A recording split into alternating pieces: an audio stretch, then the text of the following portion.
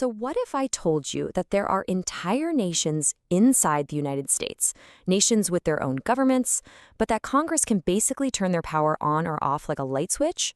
Well, that is the incredibly complex reality of tribal sovereignty, and today we're going to unpack what that really means. To really wrap our heads around this huge idea, we need to zoom way in. We're going to focus on the story of one particular nation, the Chinook, because their entire existence, well, it really hangs in the balance of this one legal concept. A nation that doesn't exist? You know, that statement right there is the central puzzle we're going to solve today.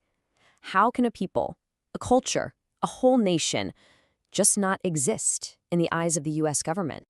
Right? It's the big question. How is it even possible for a nation, a people with a history that goes back forever, to just not be seen by another government? So let me introduce you to the Chinook Indian Nation. For time immemorial, they've been masters of the Columbia River. They still practice ancient, beautiful rituals like the first salmon ceremony. They even fed and sheltered Lewis and Clark on their expedition. I mean, their culture is vibrant, their history is undeniable.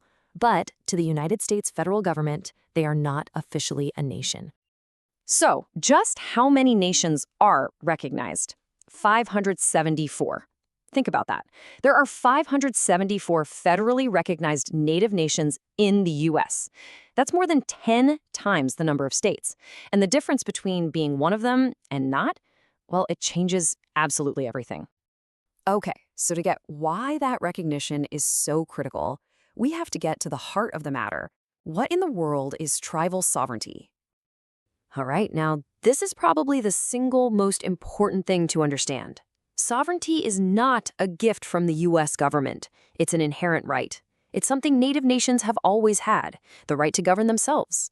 The U.S. can choose to acknowledge that right, but it can't grant it. It was there long before. And this isn't some new idea. It is baked right into the U.S. Constitution itself. And what's so fascinating is the company that native nations are keeping in this little clause. Let's break that down for a second.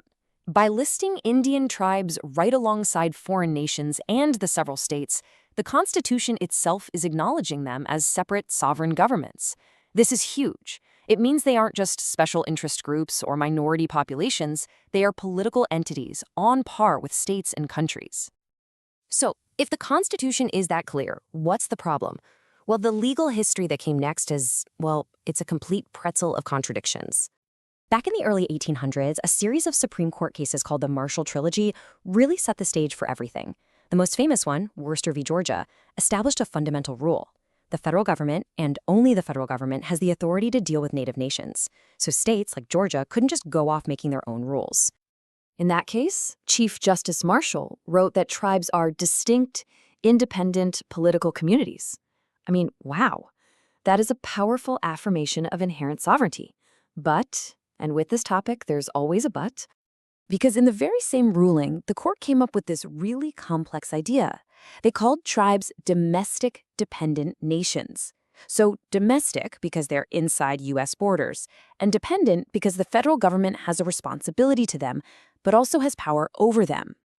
And that dependency part gives Congress something called plenary power. And that is a fancy term for a huge, near-absolute authority to decide how tribal sovereignty gets to be used. It means Congress can literally pass laws that expand tribal authority or shrink it, often without any tribal consent at all. Yep, that's a perfect way to put it. It recognizes native nations as sovereign, but then puts that sovereignty under the control of another sovereign. It is a relationship unlike literally any other in the world. So with all that complicated legal stuff in our heads, let's get back to why this is so important in the real world. Why is federal recognition the single biggest goal for a nation like the Chinook? Well, the difference is just stark. Look at this. Recognized nations get access to the Indian Health Service. The Chinook do not. Recognized nations have their ancestral fishing rights protected. The Chinook have to buy state fishing licenses to fish for the very salmon that are at the center of their culture. It is truly a night and day difference. See, recognition unlocks the actual practical ability to be a nation. It means you get to make your own laws, decide who your citizens are, run your own courts and police, provide things like healthcare and first responders, and manage your own lands and economy. It is the power of self-determination, right there in action. But even for those 574 recognized nations, sovereignty is not a simple on or off switch. It exists in this constant gray area, and it's constantly being challenged and redefined by Congress. Just take a look at Public Law 280 from 1953. With zero tribal consent, Congress just gave 6 states criminal jurisdiction on native lands.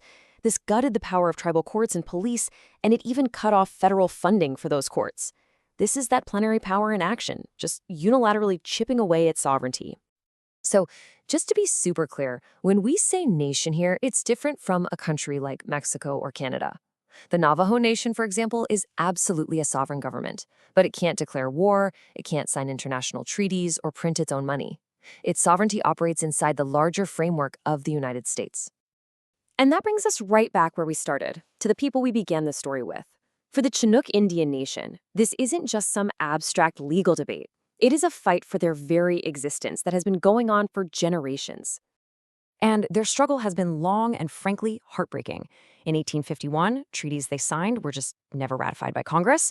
Then in 1956, their status was officially terminated. In 2001, after decades and decades of fighting, they finally won federal recognition. It was this monumental victory. And then, just 18 months later, it was reversed. And still, their fight continues to this very day. And that really is the question at the very heart of all this. Is sovereignty as an inherent, pre-existing right? What does it mean when an outside power gets to just decide whether or not you exist? It's a question that really challenges our understanding of what a nation truly is.